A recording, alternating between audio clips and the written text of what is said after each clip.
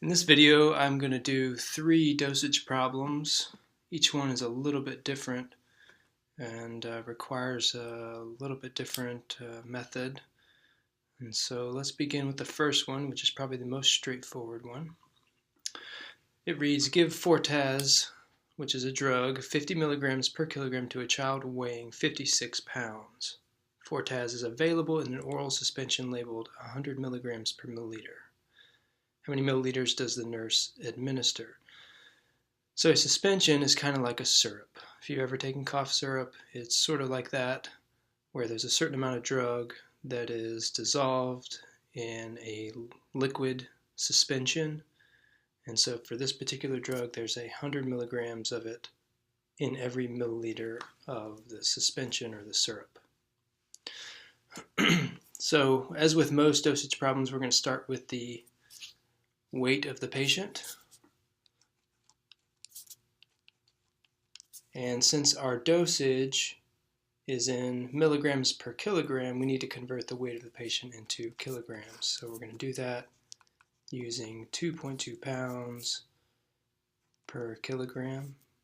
So now we're able to cancel out pounds, and we're in kilograms of patient weight. And then we move on to the dosage itself, which is 50 milligrams per kilogram. We're going to put 50 milligrams on top and 1 kilogram on the bottom. You never input the mass, or I guess the weight of the patient in this spot. This reads 50 milligrams for every 1 kilogram of patient weight. So that means that the nurse is to administer 50 milligrams of the drug for every kilogram of the patient's weight. And there's an understood 1 here. We're never going to input our kilograms of patient in this spot right here. We don't ever put anything there except 1. So now we cancel out kilograms, and now if we were to end the calculation here, we would have the milligrams that's required for a 56-pound patient. But that's not the end of the problem, because the drug is not given as a solid, it's given as a suspension. So we need to figure out how many milliliters of the suspension to administer. So the concentration is 100 milligrams per milliliter. So I'm going to put 100 milligrams down here and 1 milliliter on the top. Again, there's an understood 1 right here. So for every 1 milliliter of this suspension, there's 100 milligrams of the drug. And now when you do the calculation, looks like this: 56 divided by 2.2 times 50 divided by 100. So it looks like for this patient we are to administer 12.7 milliliters. Now that seems like a lot, but when you consider that 5 milliliters is a teaspoon, this is a little bit over 2 teaspoons. So it's not that far out of range, even though it is greater than 10 milliliters. So 5 milliliters is a teaspoon, so it's not all that much of the drug. So it's a reasonable dosage. All right, let's move on to the next one, which is a little bit different kind of problem. This one says give Seclor 45 milligrams per kilogram per day. And I want to say something about the way this is written. Milligrams per kilogram per day could be written like this as well. Milligrams per kilogram per day. Okay? So the kilograms and the day are actually both in the denominator. It's not like this is the denominator of the denominator, which is how it's sort of written, but actually it is with kilograms just in the denominator. So there's 45 milligrams need to be administered for every kilogram of patient weight per day. And this particular problem says 3 divided doses, so that's every 8 hours. The patient's weight is 66 pounds, and the medication is labeled at 125 milligrams per milliliter. So again, we have a suspension here, liquid, and we need to figure out how many milliliters are we going to give per dose. So again, we're going to start off with the patient's weight. Let's divide by 2.2 pounds, 1 kilogram, just like before. And then we're going to put this big conversion factor in there. 45 milligrams is going on top for every 1 kilogram for every 1 day. Okay? So we cancel out kilograms here, have pounds. So now if we were to stop here, we would find the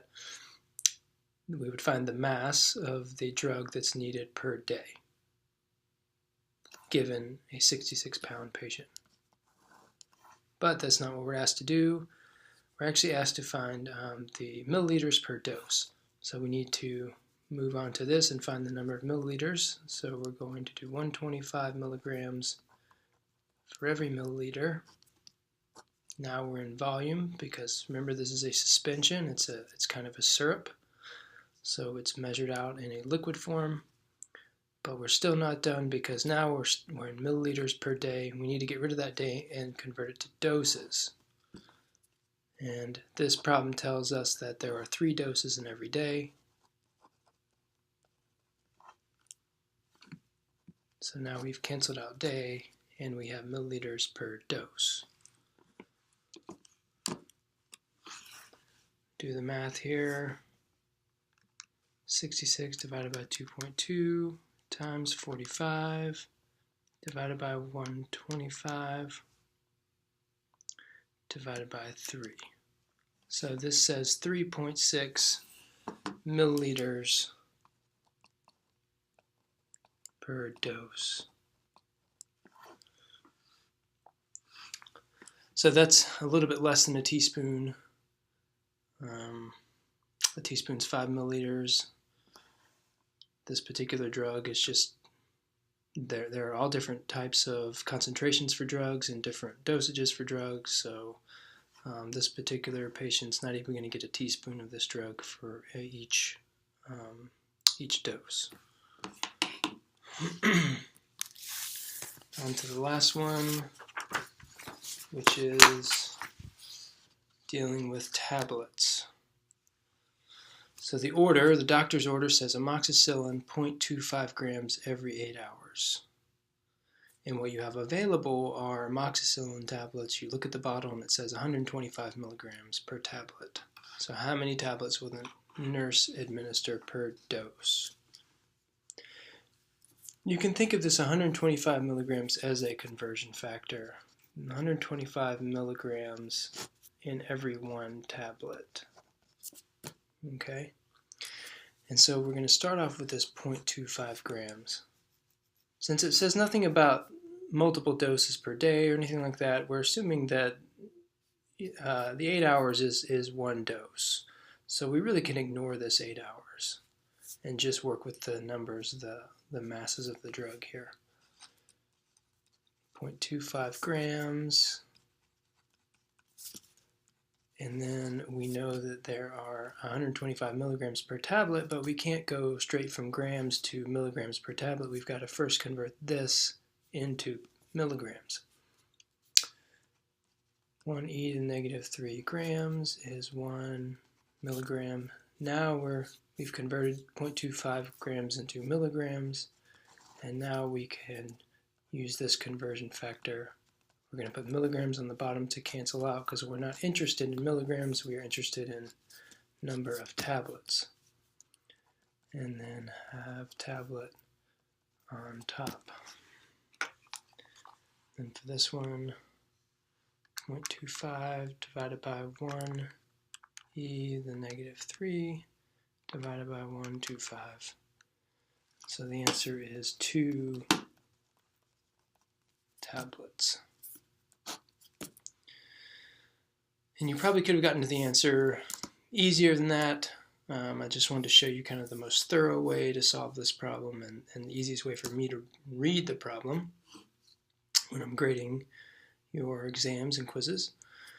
Well, I hope that was helpful. More videos to come. as we move through the content, but I thought that it would be a good idea to do some problems with dosage since that's what we're on right now. Okie doke.